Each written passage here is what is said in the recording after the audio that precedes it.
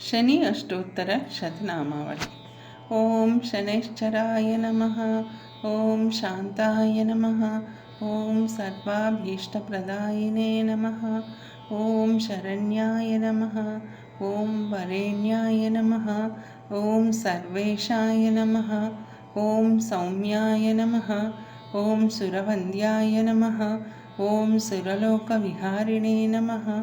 ओम सुखासनोपविष्टाय नमः। ओम सुंदराय नमः। ओम घनाय नमः। ओम घनरूपाय नमः। ओम घनाभरणधारिणे नमः। ओम घनसारविलेपाय नमः। ओम खद्योताय नमः। ओम मंदाय नमः।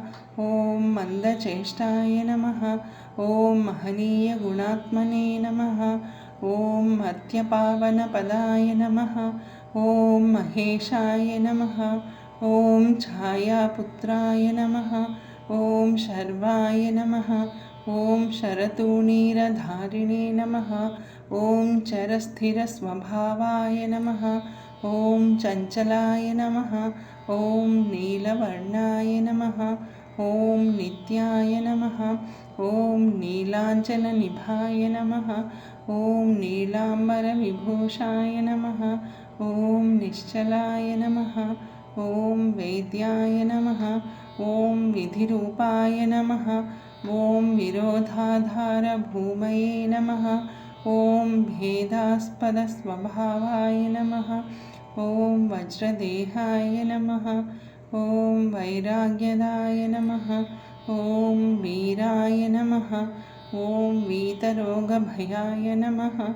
ओम विपत्सरं परेशाय नमः। ओम विश्ववन्द्याय नमः। ओम गृध्नवाहाय नमः। ओम गूढाय नमः। ओम कूर्मांगाय नमः। ओम कुरूपिणे नमः। ओम कुत्सिताय नमः। ओम गुणाढ्याय नमः। ओम गोचराय नमः। ओम अविद्यामूलनाशाय नमः। ओम आयुष्यकारणाय नमः। ओम आपदुद्धर्त्रे नमः। ओम विष्णुभक्ताय नमः। ओम वशिने नमः। ओम विविधागमवेदिने नमः। ओम विधिस्तुत्याय नमः। ओम वन्द्याय नमः। ओम विरूपाक्षाय नमः। ओम वरिष्ठाय नमः। ओम गरिष्ठाय नमः। ओम वज्रांकुशधराय नमः। ओम वरदाभयहस्ताय नमः। ओम वामनाय नमः। ओम ज्येष्ठापत्नीसमेताय नमः। ओम श्रेष्ठाय नमः। ओम मितभाषिणे नमः। ओम कष्टौघनाशकाय नमः। ओम पुष्टिदाय नमः। ओम स्तुत्याय नमः। ओम स्तोत्रगम्याय नमः।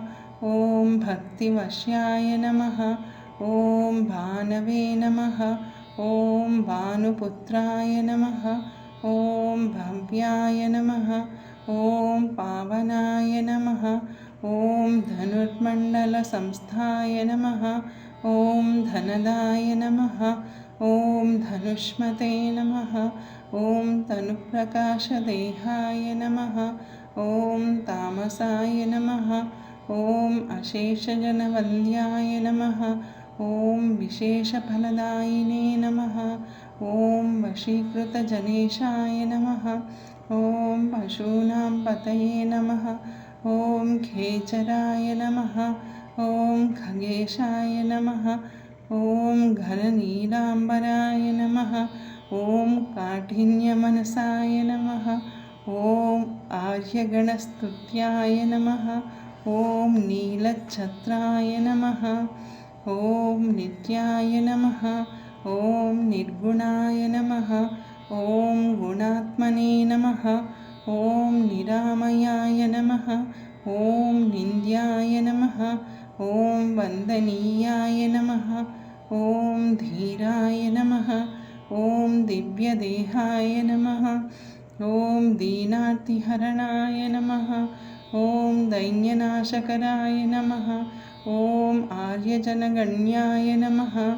ओम क्रूराय नमः। ॐ क्रूरचेष्टाय नमः। ॐ कामक्रोधकराय नमः। ॐ कलत्रपुत्रशत्रुत्वकारणाय नमः। ॐ परिपोषितभक्ताय नमः। ॐ परभीतिहराय नमः। ॐ भक्तसङ्घमनोभीष्टफलदाय नमः।